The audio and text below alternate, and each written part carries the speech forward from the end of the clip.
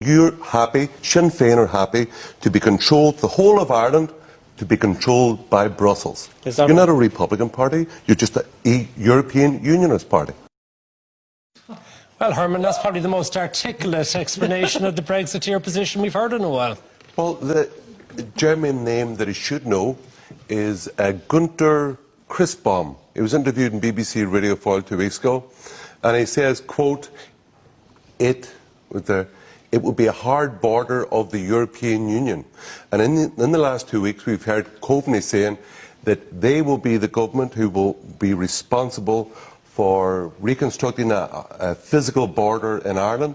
And we've had Leo Varadkar coming out and saying a hard border may necessitate infrastructure, customs posts. This is because even Theresa a police and an army. Word. But in the last 2 weeks, it's come out very crystal clear that it will be a hard border because no one in Ireland or Britain wants a hard border, but it will be imposed by the European Union because, stupidly, we are members still of the customs union. And why is it stupid for us to be members of the customs union? Because surely it's stupid for the British to leave the customs union. Going forward, straight away with the Britain outside the customs union, the states outside the customs union, that's immediately 40% of our trade.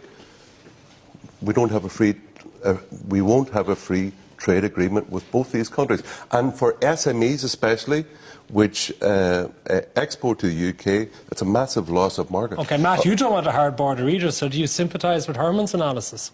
No, I think, Herman, I wouldn't even credit it by calling it an analysis, to be quite frank about it. You want Brussels control.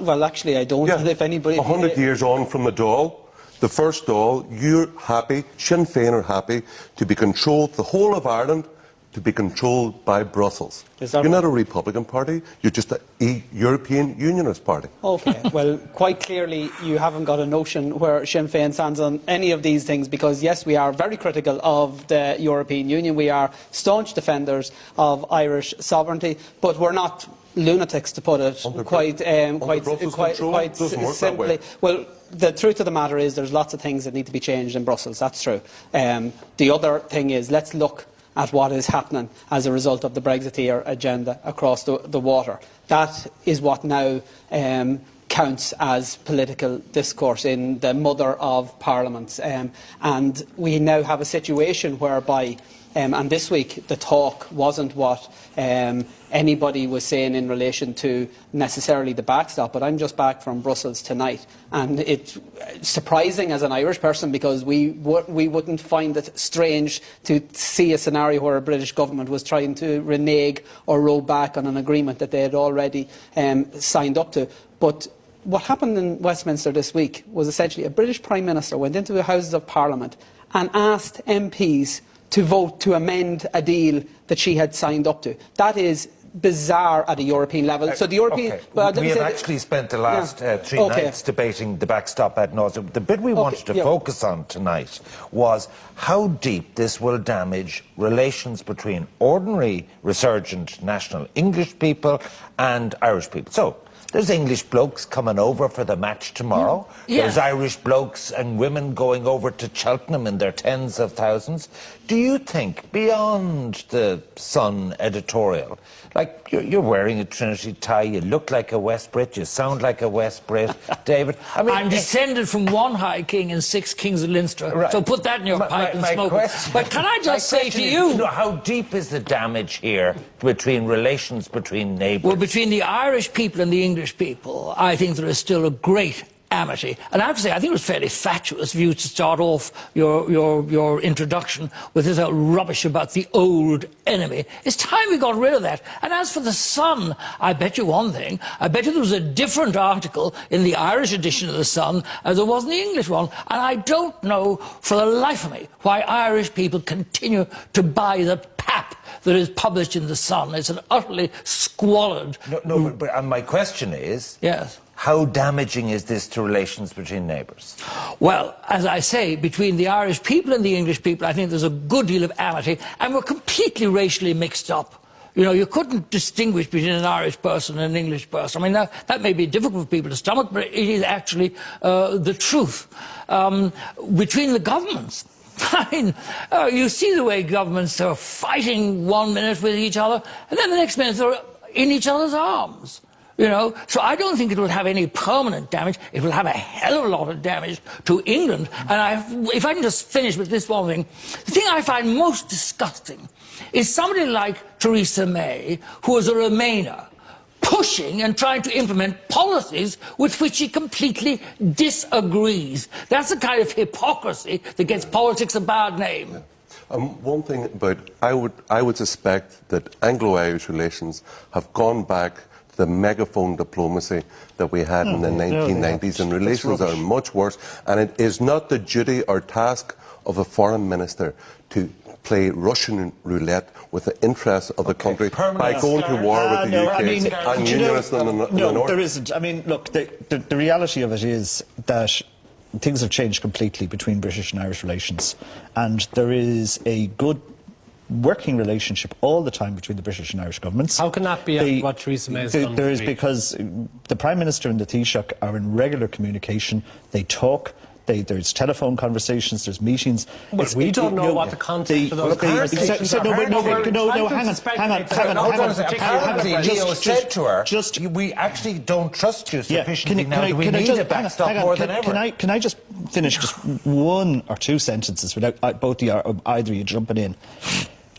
Reality is, I know you have to do television. Listen, that's what you do. So you take a clip of some extremist. Well, fight always good TV. That's like a bit of playing Hermann there and saying he represents Irish public opinion, and it ended up on Channel 4 News as intelligent political.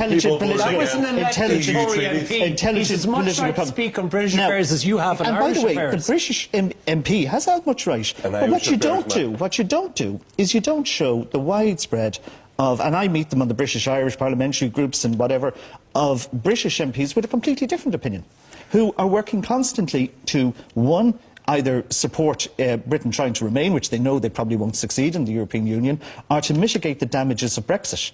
And there's a huge cross-section. There's a huge cross-section of opinion within the British Parliament. There's a huge cross-section of opinion within the British people. But the relationship between the two countries, I think, is still very good. I think the relationship between the two governments is very good. And I think, yeah, of course you're going to have a period where you're going to have a friction point because of what's happening in Brexit. But that doesn't mean that the underlying relationship between the two countries is somehow or other completely damaged. Are you reassured by that, Anne? No. Absolutely not. I think it's really disappointing what happened this week. Like, the EU decided that they wanted Brexit. They have opted for it. They've spent the last 18 months negotiating it. And then last Tuesday night they go in and have a vote. Of course we're disappointed. I certainly am disappointed. And to say we're not disappointed, we're only cutting ourselves, to be quite honest with you. But we have to. The most important thing is we actually have to watch our language and how we approach all of this, because no different than we're watching their paper clippings, they're watching us on our commentary.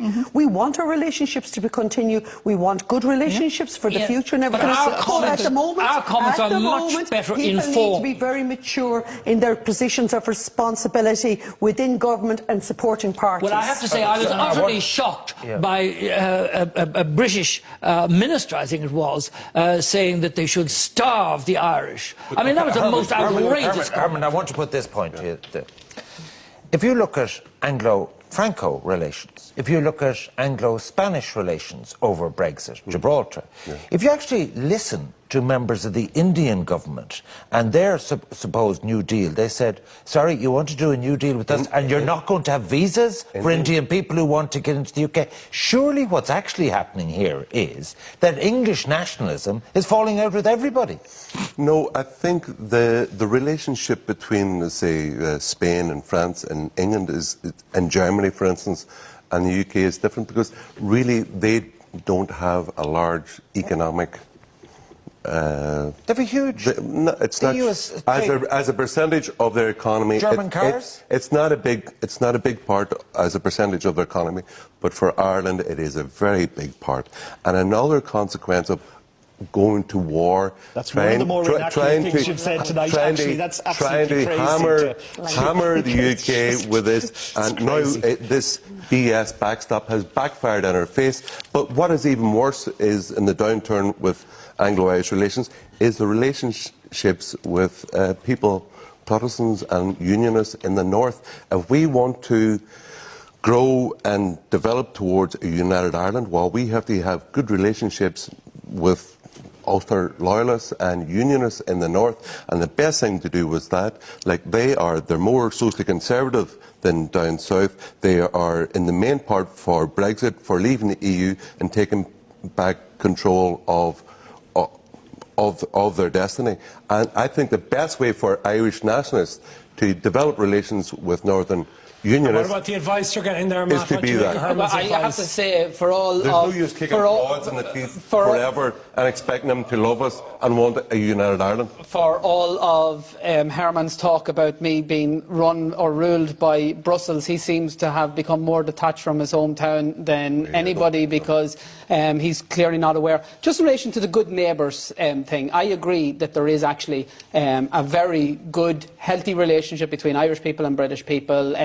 You'll see it in Lansdowne Road at the weekend. And in fact, you'll probably see many Ulster Unionists very happy to see Ireland kick lumps out of England as well. And to be quite honest about it, the people who I would have the best banter or crack with in the European Parliament are usually English MEPs from across the divide. But I come from County Monaghan.